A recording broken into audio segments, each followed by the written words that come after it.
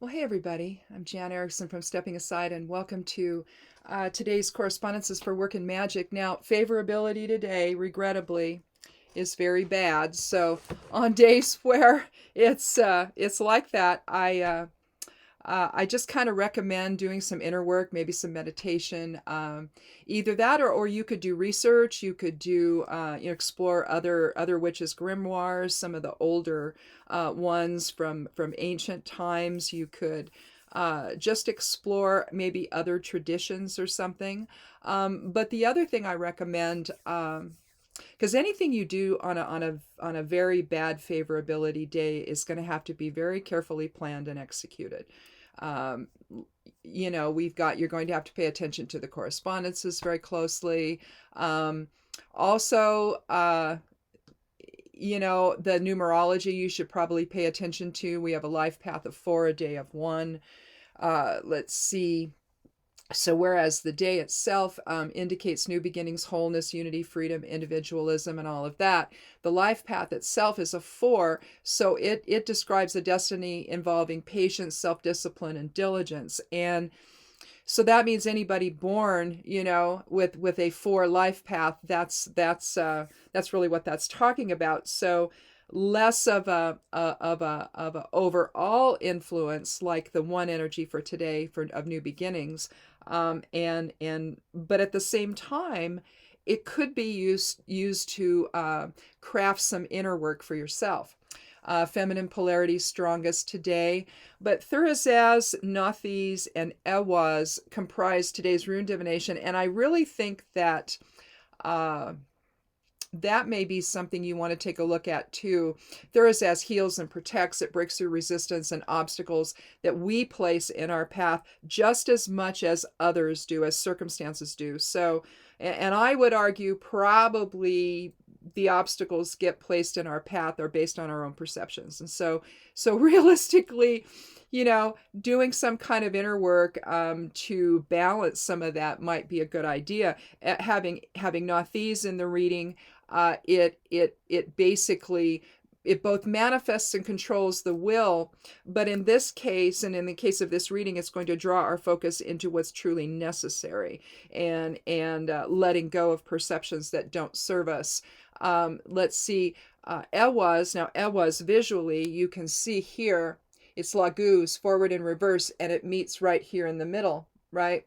Now we can think of that in terms of who we are to one another and meeting in the middle that way, and forming that unified bond together. We can think of it that way, but I think for this reading, energetically, it's the flow of our attention inward and the expression of balanced polarity. So that's where I think, and some inner working today, trance work or meditation or what have you, might be something that you can think of doing.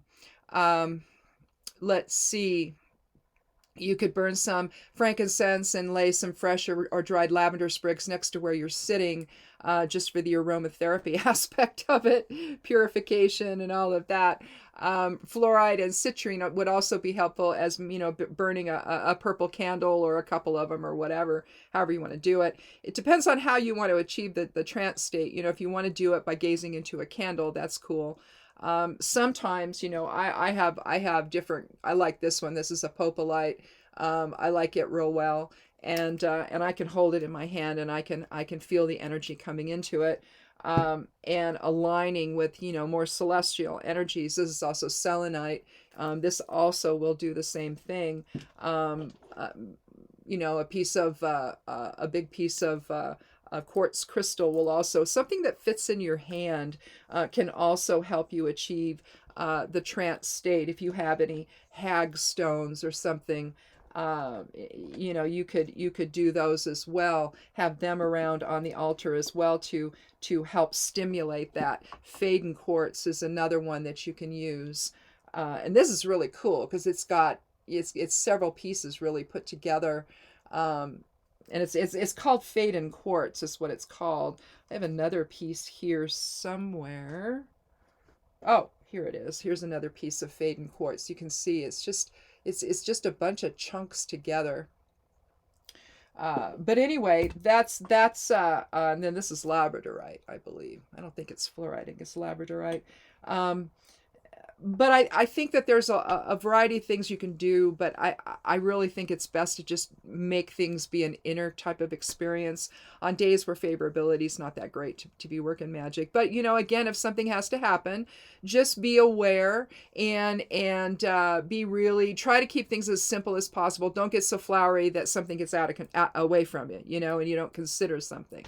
So just be very, very careful if you have to do something today. Otherwise, just take an inner focus. And the thing about the runes that I like the most, I guess, is it's not so much the interaction with the physical world and other people that I think they benefit. I think they really do benefit our own spiritual development here. I really think it's more about who we are and how we express ourselves and how we see things. So I really think that it's almost like, when we talk about urus, we talk about the thought process, the spiritual thought process behind the manifestation itself. And it's almost like the runes are that in its entirety, that they are the language of spirit, and the internal spiritual conversation we have with ourselves when we're trying to make our way, in this choice to incarnate into form. So realistically, I think that's what they are anyway. So take advantage of it today and find some balance, find some, get your, we all have our own balance of masculine and feminine polarity. It's never going to be 50-50. Some of us are more feminine in our expression than we are masculine, or you could look at it receptive in our expression versus projective. So drawing in versus push.